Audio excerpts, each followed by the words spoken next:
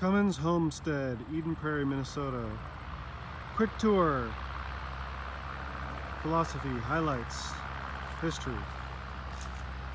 This is an old grill house. It's an old farmhouse made to be sort of a restaurant, but at one time it was somebody's normal house. You know how the story goes. This is the 1800s we're talking about here. It's crazy. Let's just give you a quick peek inside. See if I can get it without getting too much of the back glare. So, you know, just old-fashioned stuff with some new-fashioned stuff for tourist guests, so they can do little demonstrations and mini tours. You know, it's not the perfect view, but you get the idea. I think that's an apple core. Put in some apples, core them up.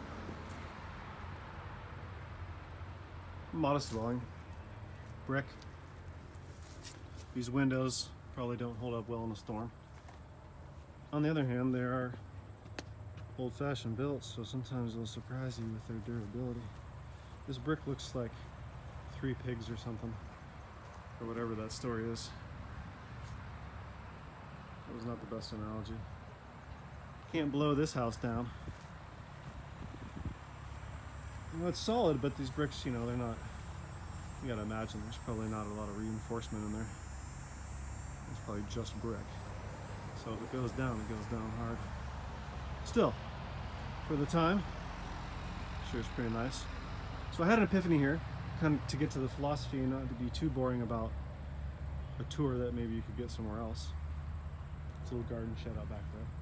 Here is a plot of peonies to replicate what the original owner, the woman was a master gardener, and she had the biggest plantation of peonies. I imagine selling cut flowers in Minneapolis. It's also the beginning of the economy of Minneapolis forming in society. Here's just a quick sign, and then we'll get to that philosophy that I promised. Phipps Grill Families. Edwin and Harriet Phipps, Martin and Mildred Grill. Pretty self-explanatory for the original. Just a couple little things. I'm going to show you real quick. They also do asparagus here. All right, so she's got the asparagus truck. Mildred, it's pretty hardcore. I love it. Cooking in the kitchen, working in the asparagus field, enjoying the peonies, those beautiful peonies. Aerial view, very cool. So I was sitting here, I was stretching and doing my normal routine where I'm actually trying to be away from the phone and the camera, and then I decided I needed to make content. It's okay. I spend a lot of time just leaving the phone in the vehicle and just enjoying nature. But I love to do both. So I'm sitting here, and I'm thinking, okay, so is this like the real purpose of this, the secret hidden purpose, like a secret menu at a restaurant? Is it to come here and pretend that you have a house when you don't have a house? Assuming the person does not have a house. Like me, I live in an apartment, so I guess it's more meaningful for me. I've owned a house before and lived in houses as I was growing up. I'm just not currently in one. So I'm thinking, so I can just sit here and pretend that I'm sitting out on the porch or the backyard of my house when it's not really my house and nobody actually lives in it. Those are those moments that really get me. I don't know if you have any appreciation for that. Perhaps you'll just be entertained by the shenanigans of Atlantean Oak Adventures. There's a Flying Cloud Airport across the street. I guess we could just do a quick walk through the garden. So this is a replica of the original property. It was much larger, and the original owner was a sort of a tree planter fanatic. He had all kinds of fruit trees and nut trees and, you know, mostly food. People were more practical thinking back then, as they should be, as we should be. I think we just take for granted that we have everything that we need at the store. Whatever. No judgment. It's just a different time. So this would have been filled, I mean, you'll see like a few trees pop up here and there. I won't go to each one because they're not doing very well. We did not get a lot of rain, and they're not watered by any kind of sprinkler system. So they just have to hack it out every year. Normally Minnesota gets a lot of moisture, it's not a problem. However, this is not the case this year. So you would have had lots of different fruit trees, you know, like apricot, apple, plum, cherry, etc.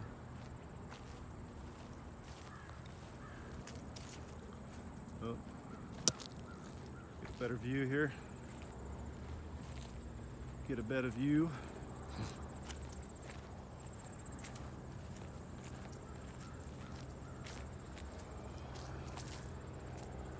Here is a bee box, or it's a pollinator box. Can't really see it very well because it's facing the other way, towards the flowers. Maybe we can get a better view back here. Ah, before we do that, here's one that's bearing fruit and has survived. This is a drought-tolerant plum. I don't know exactly what kind of plum, but it's definitely plum. I have grown them and eat them. I'm fairly certain. Ooh, let's see if I can see this pollinator without disturbing it. Yeah, we got a nice pollinator there, some type of wasp doing its thing. That's cool. Technically these are edible. They're looking a little mangy though. I'm not a big wild harvester unless I can tell the quality is really good. That's the thing about harvesting in nature is you have to examine your produce like at the supermarket closely. It's not always what you want it to be. You can't really see it too well, but there's a lot of holes and there's a lot of like small logs that have holes drilled in it. And basically these pollinator insects like this wasp over here that we see will come from there and breed in there, and it's a place for them to live. Just like they have stick piles and everything for rabbits and whatnot in the forest. Squirrels. And the occasional coyote